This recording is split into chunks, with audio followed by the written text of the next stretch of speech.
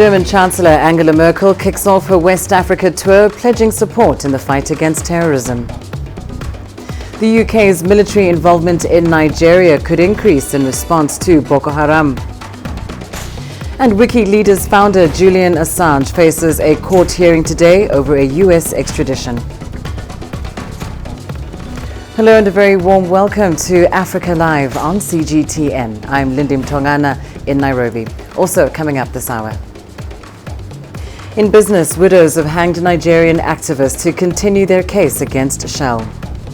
And in sports, Barcelona romped to a 3-0 victory over Liverpool in the Champions League.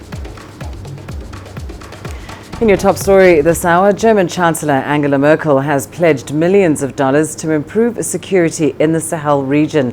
Merkel, who is on a 3-nation tour of West Africa, made the announcement at an extraordinary G5 Sahel meeting in Burkina Faso. CGTN's Laura Walubengo has more. The German Chancellor began her tour of West Africa in Burkina Faso. Shortly after meeting with Burkinabe President Roch-Marc Christian Kabore in Ouagadougou, Merkel said Germany pledged $60 million to the Sahel Regional Force known as G5, which has troops from Burkina Faso, Mali, Niger, Mauritania and Chad. We will develop it further with an initiative to provide equipment, and there we will contribute $11 million, and we will also offer consultation via the Bundeswehr in the realm of $11 million. The first round of talks have already happened, and the personnel on the side of the Bundeswehr has been decided, and I think that this cooperation can soon begin in this area, and this is urgently necessary. Fighters affiliated to Al-Qaeda and the Islamic State group have been active in Burkina Faso for a while now. Last week, gunmen opened fire on a church in the north of the country, killing at least 6 people. Merkel also pledged support for economic development. In terms of development cooperation, we have already offered a lot of support, and I think that this support has already started well. In addition to the meeting at state head level, there will also be a summit in mid-May on the question of the work of the troops, the so-called Jumbo Committee of the EU, where the foreign and defense ministers of the G5 states meet, and the work will be discussed in detail there. Germany will provide support in training and logistics. The bulk of Merkel's visit will focus on security and supporting counter-terrorism efforts in the Sahel region. Laura Walubengo, CGTN. Well, later today, Angela Merkel is expected to visit German soldiers stationed in Mali as part of a UN peacekeeping mission. Her visit comes amid an upsurge of violence in the country, where jihadists have gained a foothold.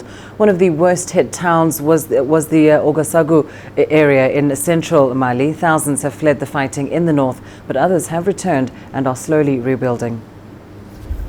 Jamila Amadou is one of the many thousands who fled Gao in 2012 when extremist groups occupied the northern city of Mali. She's now back after many years, using her skills as a nurse to help the city to heal despite ongoing security in the region. We care for patients. People come with all kinds of issues: malaria, diarrhea, typhoid, fever. We see a lot of children, even more than adults. Apart from the hospital visits, Jamila has turned her home into a rescue center for girls. UNHCR, several NGOs and partner organizations are also working to rehabilitate the main local hospital and where Jamila works to provide more support. The hospital was looted in April 2012. Everything was stolen. Reconstruction is taking place. It is not completely over yet, but comparing to 2012-2013, it is much better. According to Jamila, the main city in northern Mali is slowly making progress. Its population has grown, reaching some 60,000 people.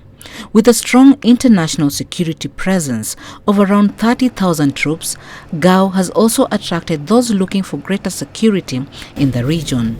Chomgono, CGTN. Meanwhile, Britain is considering stepping up its military support to Nigeria to help the country defeat Boko Haram. This follows a rise in terror activities in the country's northeast over the past year. The UK Foreign Secretary Jeremy Hunt said this after making a visit to the city of Maiduguri. Hunt warned that if not tamed, activities of Boko Haram in Nigeria's northeast may cause a humanitarian catastrophe at a scale witnessed in Yemen. Britain currently provides more than $300 million in aid to Nigeria. Well, let's bring you more on this. We're now joined by CGTN's Phil Ihaza in Abuja. Phil, of course, the UK talking about stepping up its military support to help combat Boko Haram. What kind of support are we looking at?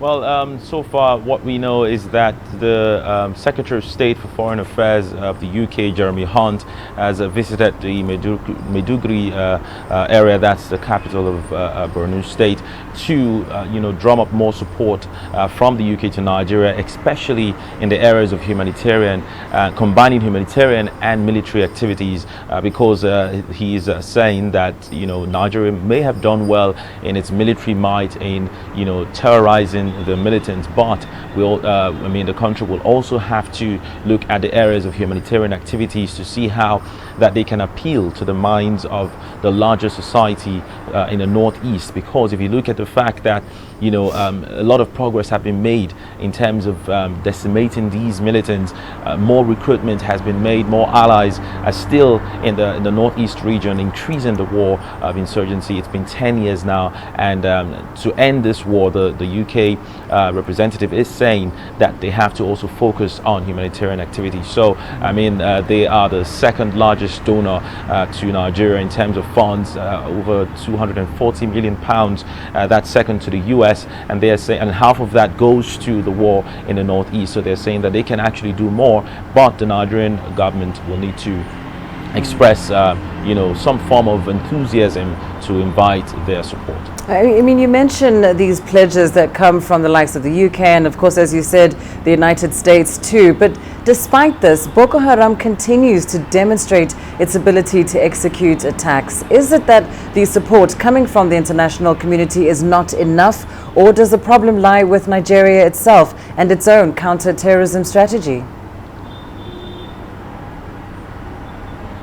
Well, I'll not say categorically that the counterinsurgency strategy is not working or the support from the international partners are not enough, but I think more focus has to be in the implementation of these support funds, military might, and then of course most of these support have been in terms of pledges. For example, the United States pledged to that's last year when President Buhari paid a visit to President Trump in the White House. There was a renewed commitment to Nigeria being able to purchase fighter jets and all of that. So we're seeing that, for example, the pledge that was made for us to get a dozen Super Tucano aircraft will come in 2020. So until then, some of these pledges are still not materialized, but even in spite of these pledges coming in trickles, we need to also focus on implementing the ones that we have so far. That's what many security analysts have said, and also focus, like I said earlier on humanitarian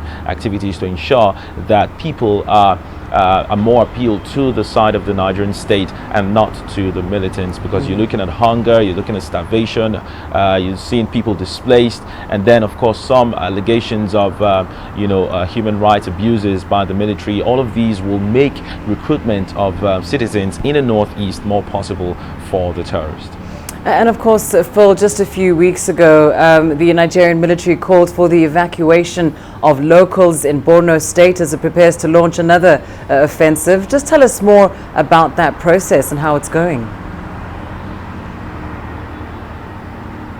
Well, so far we know that it's been about a week or more since the Jacana, community was evacuated to a nearby military camp, an IDP camp as well, to screen them because there were allegations or suspicion that they were having allies with the Boko Haram sect, and also ensuring that they can purchase food items and all of that. But nearly 10,000 of them were evacuated. They are currently being screened, but camp officials there say that most of them will start returning to their community today. That's Thursday. In fact, they even say that some of them were loaded in military trucks and they'll be moved gradually back to their community. The camp officials also say that the process was, even if it was advisable, but the process was a bit very strenuous, because most of them, left their belongings. The state government were not aware.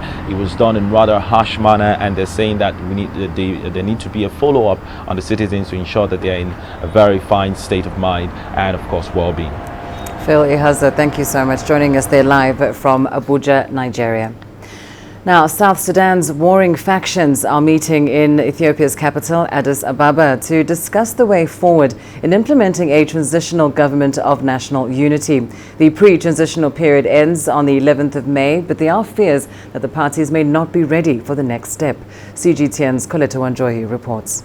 The meeting is attended by officials from the government, opposition, religious leaders and other signatories to the compromise peace agreement.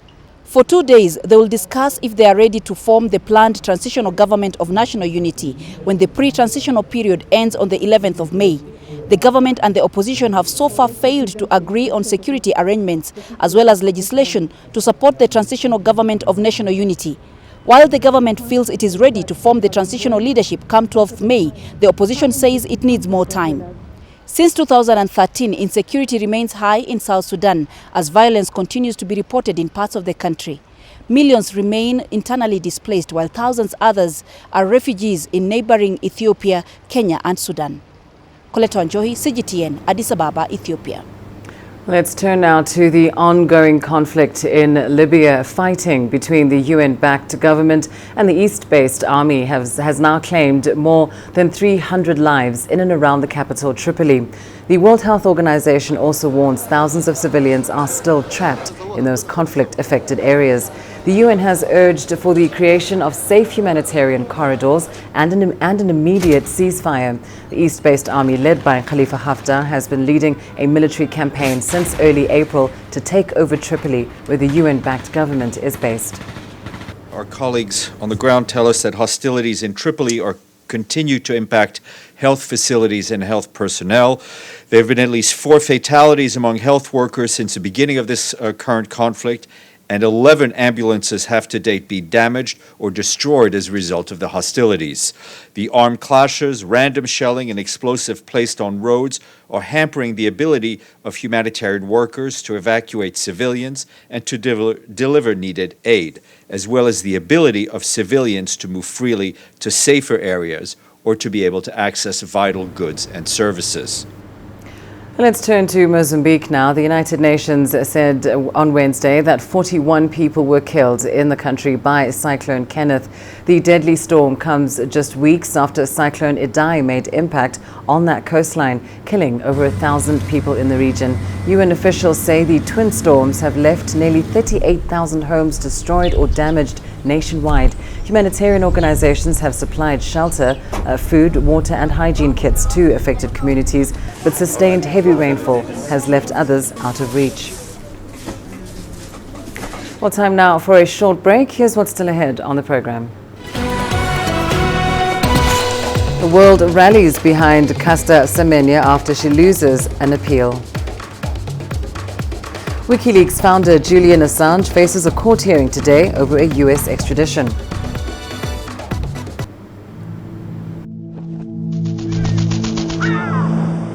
How will your world change today? What happens here? What happens there? Or what you make happen for yourself? If it matters to you, it matters to us too.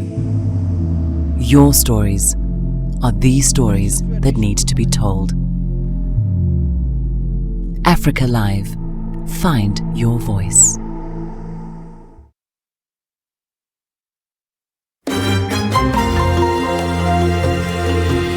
Africa Live. Find your voice.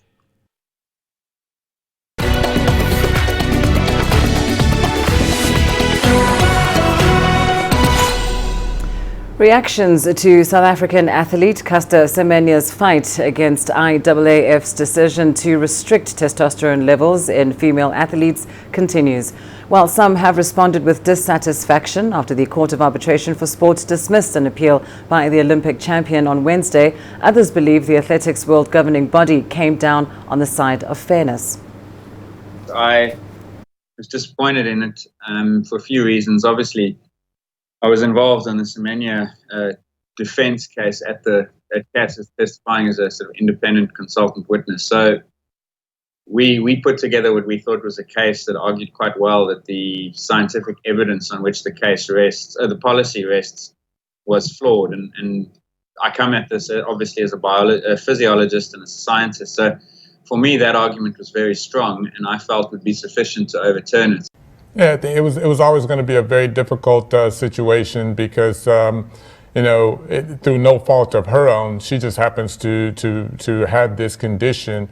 But at the end of the day, the IAAF has to make a decision on, you know, the line that's drawn between the female races and the men races in the categories. And while it's no fault of Caster Semenya's, unfortunately, you know, for her, she will now actually have to she'll have to make a decision to either start taking the medication to reduce her testosterone levels or not be allowed to compete. And that's a difficult situation to be in, but I think the decision was based on the fairness of sport so that there is a level playing field for all of the athletes in any given race.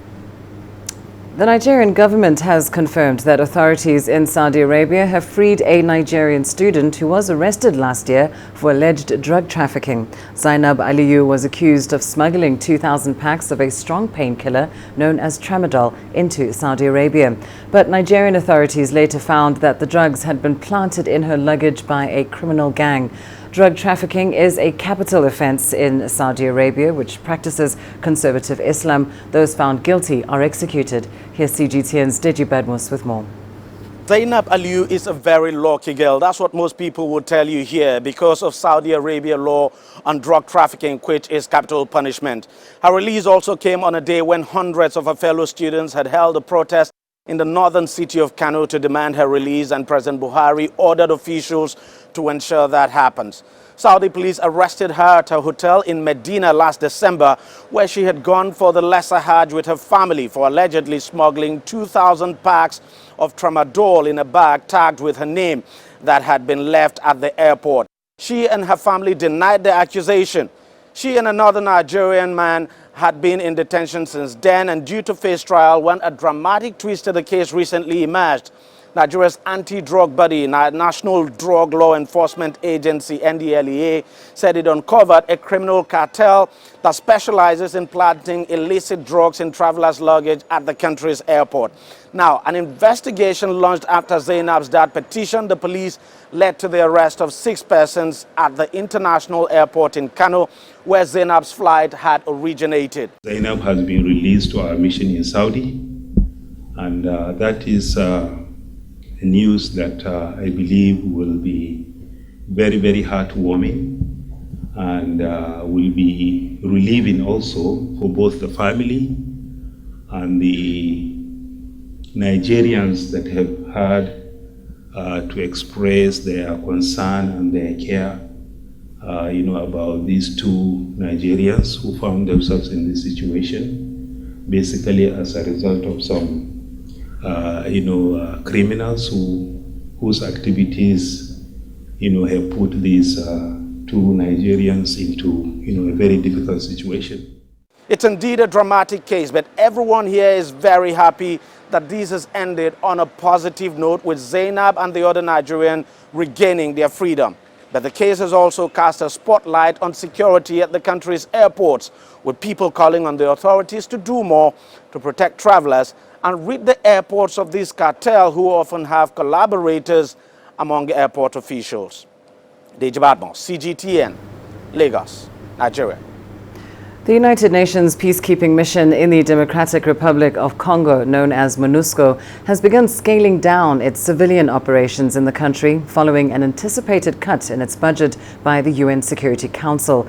Now, the move will see more than 600 UN staffers, many of them Congolese citizens, lose their jobs. CGTN's Chris Ochamringa brings us more on this from Kinshasa.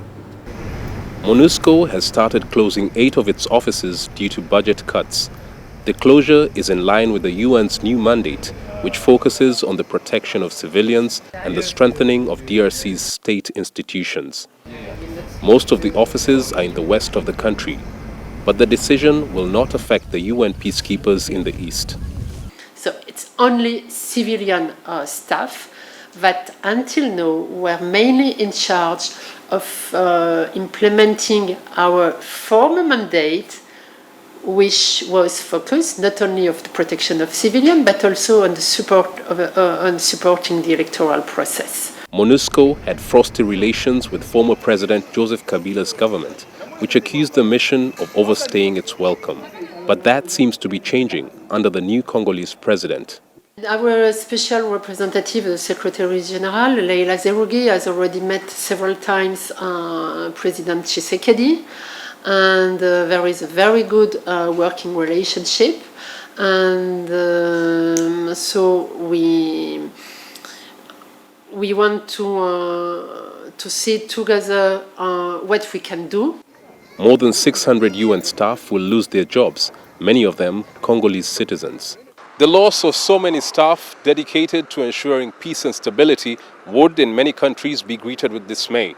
But some Congolese resent MONUSCO's operations because of its failure to wipe out the numerous armed groups that have been killing and raping civilians in the East for decades.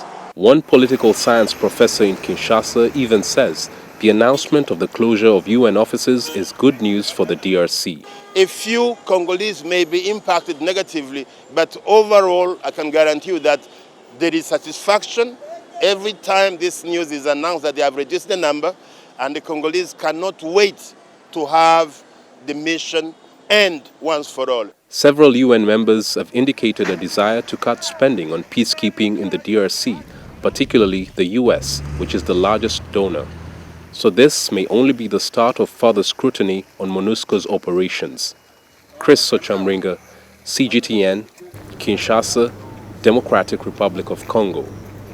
Let's go to London now. WikiLeaks founder Julian Assange faces a court hearing on Thursday over a U.S. extradition request. Washington has charged Assange with conspiring to steal confidential military files and intelligence. Assange's lawyer says he can't expect to get a fair hearing under the British system. The remark came after a British judge sentenced Assange to 50 weeks in prison for skipping bail 7 years ago. The WikiLeaks editor-in-chief has called the sentence an outrage and says the verdict will be a question of life and death for Assange and also runs afoul of journalistic principles. Some say WikiLeaks has changed journalism. The Australian-born Julian Assange founded the website in 2006. It made headlines around the world when it revealed the U.S. military had killed hundreds of civilians in Afghanistan, deaths that otherwise went unreported. It also leaked files chronicling the war in Iraq, historic video footage showing an American helicopter shooting people dead on the streets of Baghdad. Come on, fire! Most were civilians. 2 were Reuters journalists. The soldiers responsible could be heard laughing at the massacre.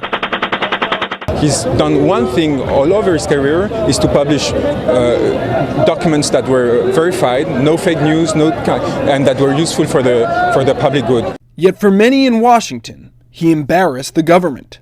The 47-year-old took refuge in the Ecuadorian embassy in London, trying to avoid extradition to Sweden over sexual assault allegations which have since been dropped. After nearly 7 years confinement in a 30-square-meter space, Ecuador revoked his political asylum. British police arrested Assange, and he was sentenced to 50 weeks in prison for skipping bail. The sentence that was just given to him is just a way to keep him on hold until he will get extradited to the U.S. Assange faces a separate court hearing Thursday on a U.S. extradition request. His critics believe he has endangered lives by putting a mass of sensitive information into the public domain. For press freedom advocates and his supporters, the case may prove a linchpin in the battle to bring the truth into the light. With Shaotsong, Daniel Plafker for CGTN. Well, let's bring you the very latest on this story. We're now joined by CGTN's Richard Bestic in London. Richard, of course, Julian Assange, after all these years, is about to face his day in court. Just bring us the very latest from London.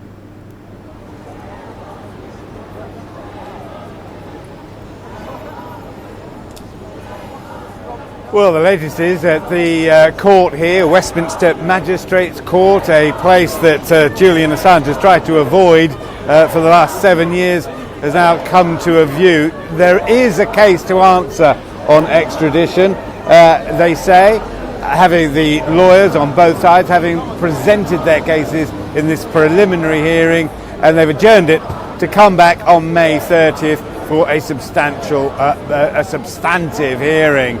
So this morning, very much a preliminary hearing outlining whether there was a case or not. That was inside the court. As you can see, outside the court here, we have a couple of hundred of Julian Assange's supporters. Interestingly, a large number of them coming over all the way from France to London to make their views known. This is just the beginning, though, a staging post in what will be a very long legal battle. This could last years, ultimately ending in the European Court of Human Rights if Julian Assange pursues it that long. That, though, of course, would be dependent on whether Britain was still a member of the European Union. Brexit affects everything in this country. So the case is underway. It'll take a long time, but the next hearing will be May 30th. Lindy. And of course, as you've shown us, there are many supporters there for Julian Assange. In fact, the WikiLeaks editor-in-chief is saying that all of this is really an attack and an outrage and an attack on journalism. What's the view on this indictment, that Assange's indictment is a threat to journalism?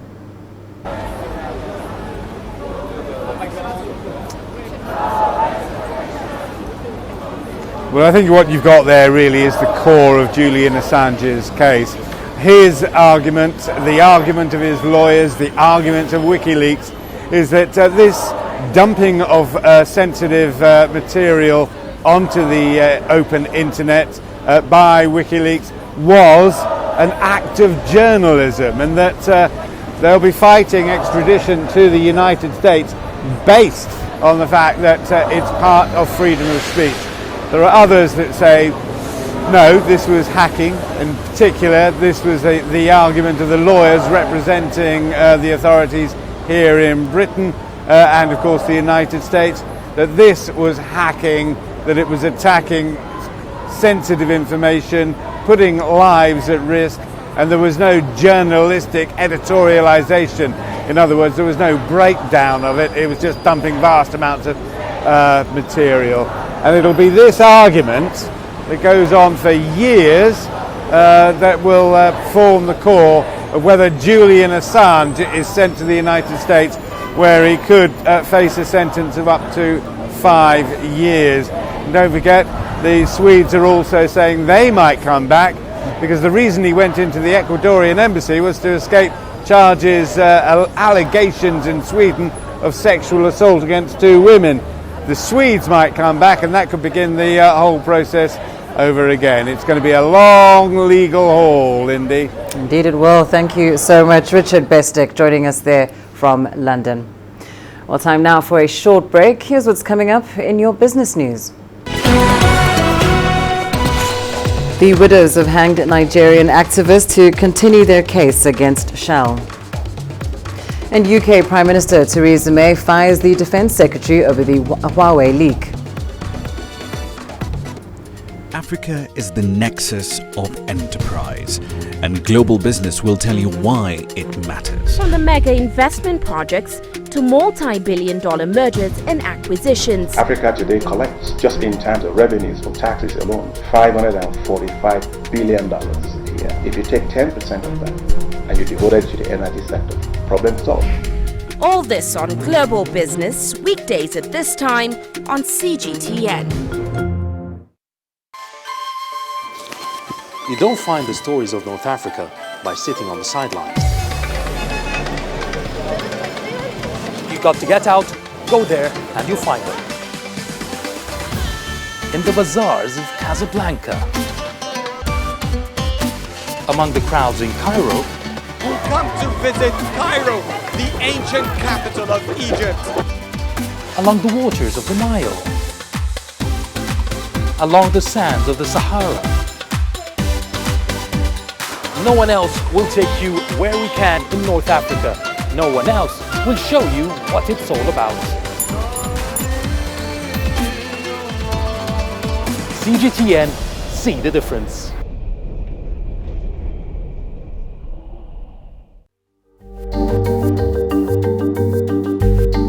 Africa Live. Find your voice.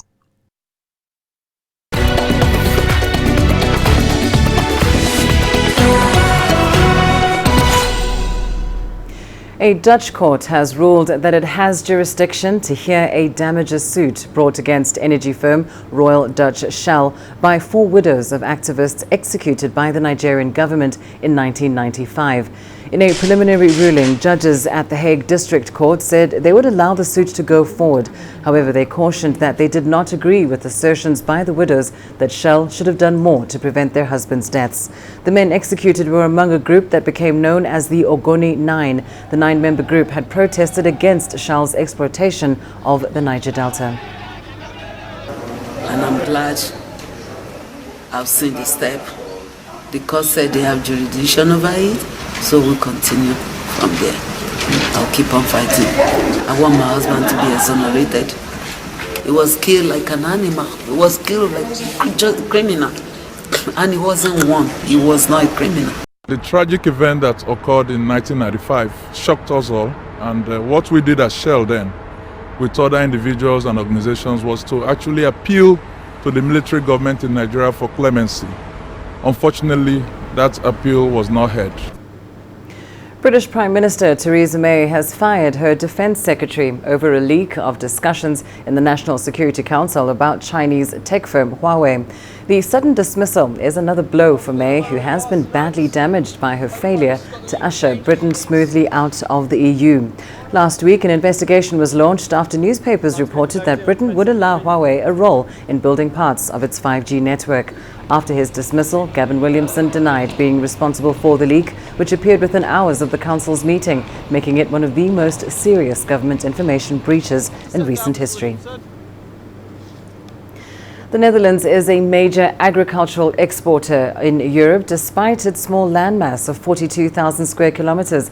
And that's because the country pays high attention to technological development. Red Star is a tomato growing company situated in western Netherlands' Lansingerland. The company's greenhouses can produce about 700 tons of high-quality tomatoes every week, with a yearly revenue exceeding 100 million euros.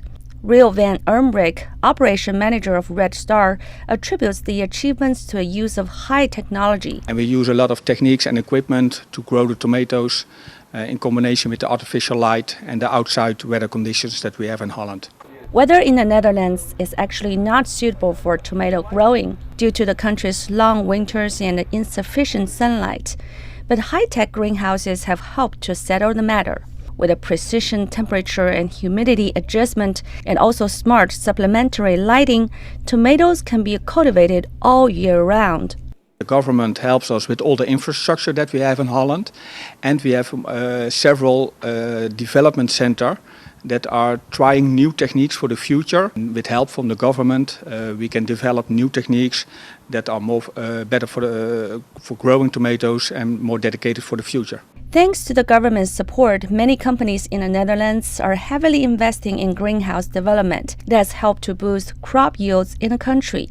Compared to growing a head of lettuce in the field, there we use 70 liters of water to grow a final product. On our hydroponic system, we only need 7 liters of water to grow a final product. Many companies are now focusing on the development and research of high-tech greenhouses, and most Dutch greenhouses are fully automated. The greenhouse has got ventilation windows. It has a screening system for the sun protection and climate control, and also an irrigation system to feed the plants. An automatic heating system with a boiler to heat the greenhouse, and in some climates is needed to also cool the greenhouse. And everything is operated by a climate computer that can be controlled inside the office or also by your phone to do everything from a distance. Greenhouses take up a little over 1,000 hectares of land in the country. That's a quarter of the whole world's glass greenhouse area. Highly developed greenhouse technology has made the Netherlands one of the most important agriculture bases globally. Its agriculture export exceeded 90 billion euros last year. The country is currently the second largest agriculture exporter in the world. Song Yaotian, CGTN. South African gold mine Sibanye-Stillwater has announced that around 1,800 workers that were trapped at its Thembelani shaft have been successfully rescued. The workers were trapped on Tuesday afternoon after an accident halted operations of a shaft used to transport workers. None of the miners have been reported as injured. However, the incident has revived concerns over safety at Sibanye, which last year suffered a spike in fatal accidents. About 1,000 workers were also trapped underground for more than a day at one of the producer's operations in February 2018 after a storm damaged power supplies in the area. In less than 2 years, the cost of bread in Zimbabwe has gone up from 90 US cents to the current $3.50. The continuing shortage of foreign currency and inflationary pressures have also exacerbated an already desperate situation. The fallout from bread price hikes continues, with government accusing bakers of colluding. It's vowed to restructure the bread-making industry. CGTN's Farai Mokutoya has more. Since the price of bread nearly doubled last month, there's been an outcry from consumers. Bakers insist a 60% increase in the price of wheat, withdrawal of fuel rebates, rise in labor costs, and continued failure to access foreign currency left them with no choice. Government isn't buying that. It is fundamentally wrong that you have two big players, same day, increasing prices by the same magnitude to the same price. In my view, there is something that has to be addressed in that part. Government plans on restructuring the sector. As government, we have taken a decision that our grain marketing board should be the main, not necessarily sole, but main importer of grain, including wheat, because we know as well that there are a lot of arbitrage positions that are being taken. There is a lot of dishonesty in the whole importation program. Smaller regional bakeries will begin receiving support to increase competition and hopefully push prices down. Government also hopes that market resistance to this $3.50 loaf will lead to a self-correction. However, everyone here, including the hard-hit consumer, acknowledge that there are underlying challenges that need to be resolved. We can't blame the bakers alone. They need to import wheat, and for that, they need foreign currency, which they are buying at exorbitant prices. The solution is that we need foreign currency, or have more farmers growing wheat, so we don't have to import. Current local wheat production covers just 4 months' supply. 77,000 hectares of land has been set aside for winter wheat this season to try to mitigate the shortage. Farai Mokutoya, CGTN, Harare, Zimbabwe. The UK is scrapping a set of no-deal Brexit ferry contracts at an estimated cost of $65 million. Last year, the British government awarded contracts worth more than $130 million to 3 firms to ensure ferry capacity. They were designed to ease cross-channel congestion if the UK failed to secure a trade deal before leaving the EU. The latest payout also comes on top of a $43.7 million settlement to the Channel Tunnel operator Eurotunnel when it was effectively excluded from bidding for the contracts. Britain was due to leave the EU in March, but the deadline has now been extended to October this year. Well, time now for a short break. Here's what's still ahead on Africa Live. Several South African students due in China under the South Africa-China Young Scientists Exchange Program. Join us in Global Business and see Africa through our eyes. The greatest journeys, the greatest sights, the greatest adventures. Here in Kanata, this weir allows the locals to walk on water. We're far more than just TV news. We're your passport to the wonders of Africa. To bring you stories of struggle, survival and hope.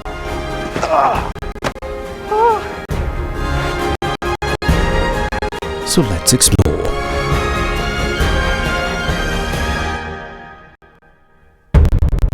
CGTN. See the difference.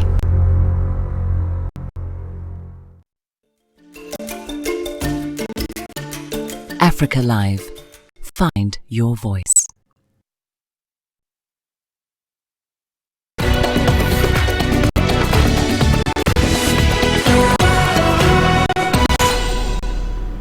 Seven South African students are due to leave for China under the South Africa-China Young Scientists Exchange Program.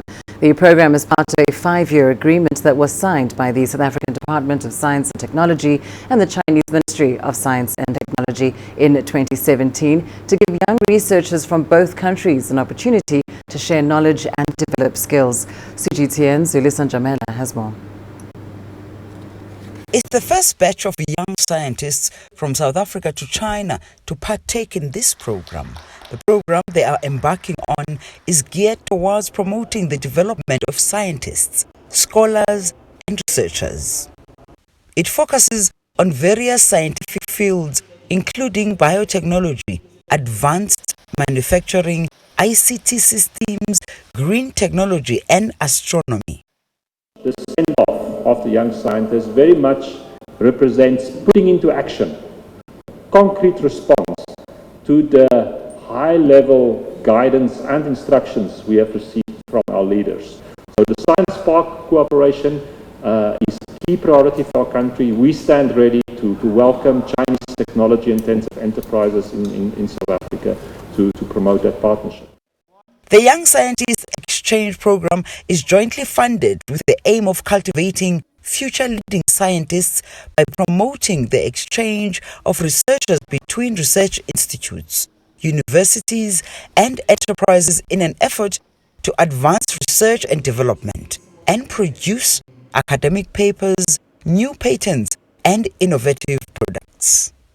It demonstrates our strong commitment of our two governments to effectively implement the important consensus reached by the two heads of state of our two countries, to deepen our cooperation in science, scientific and technological innovation. The young scientists are excited and full of anticipation. We want to pledge and make our commitment that we will not be a disappointment. We will try our level best to fly the South African flag high. And we hope that this opportunity will allow us to learn from distinguished scientists from China and also allow us to establish research collaborations that will allow our research to go forward and also help benefit our students and also benefit our country. They are relishing the opportunity to learn new skills while imparting some knowledge to their Chinese counterparts. I will be given the opportunity to do research, to assist with student supervision, and to co-write some scientific papers. And during these tasks, broaden my own skill set and transfer some of the knowledge I possess. The majority of the successful students selected through a call issued by the National Research Foundation earlier this year come from historically disadvantaged institutions. The young scientists are joining hundreds of other South Africans who are on exchange programs in China. It is hoped that when they come back, they will bring back skills and contribute to the economic development and social cohesion here in South Africa. Yolisa Njavela for CGTN in Pretoria, South Africa. Two young artists who grew up in one of Nigeria's slums have become the country's latest singing sensations. After being discovered on a local talent show, they're now working to establish their music careers. Their success has even inspired the launch of a record label that taps into emerging talent from disadvantaged communities. CGTN's Brian Toussaint has more. Dixon Adire and James Nominee are on a radio show in Lagos to promote their music. Both are from central Nigeria's Benue state. After being discovered on a local talent show, they are the country's newest singing sensations. I feel very happy. It feels like a dream come true. Thank God for everything. My music is being heard almost every radio station in Nigeria, and I'm very happy. 17-year-old Adire says it took years for him to get noticed, but he never gave up. He's recently released a single that's been playing on the airwaves. 13-year-old Nominee finds any opportunity he can to record songs. He hopes to secure a better future for his mother, siblings, and grandmother. I've always loved music. I started music at the age of 10. I used my mommy's spoon. I play instrumentals and I rap to it. Sometimes I sing to it. And I always go for competition at the age of 10, 11, 12 and 13. But I got my breakthrough at the age of 14. The two artists aren't just inspiring other musicians struggling to make a break. They are also inspiring music producers. Go to school on Monday. Go to the studio on Friday. The motivation is the talent that I saw, when I went to direct Got Talent. I saw that these two kids were so talented and I couldn't pass on them. So I decided because of them to launch a record label to help the less privileged and those in the community, in the society, in Nigeria and all the rest of Africa. My guys, couldn't you want to be getting money for bang on my pocket? Like the Nollywood film industry, music is big business in Nigeria. Afrobeat artists are now selling out concerts not only across Africa, but the US and UK too. Brian Toussaint, CGTN. Let's go to the US now, where a kidney needed for transplantation has been delivered by a drone for the first time ever at the University of Maryland Medical Center. The specially designed high-tech drone required a special clearance license from aviation regulators and was fitted with equipment to monitor the kidney along its 5-kilometer journey. Current transport methods involve expensive chartered flights. The development has been hailed as it will enable faster and safer organ transport, overcoming delays that destroy an organ's viability. And coming up in your sports news, up next. Barcelona romp to a 3-0 victory over Liverpool in the Champions League. Africa, where champions are made, records are broken, legends are born. We're there for every goal, for every knockout, for every step of the way. Match Point, only on CGTN.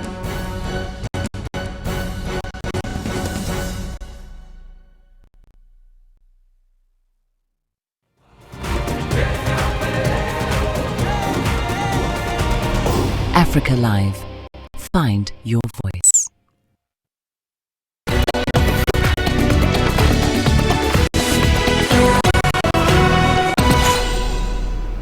In your sports news, Lionel Messi got on the score sheet twice to take his goal tally for Barcelona to 600 goals as the Catalans took a 3-0 home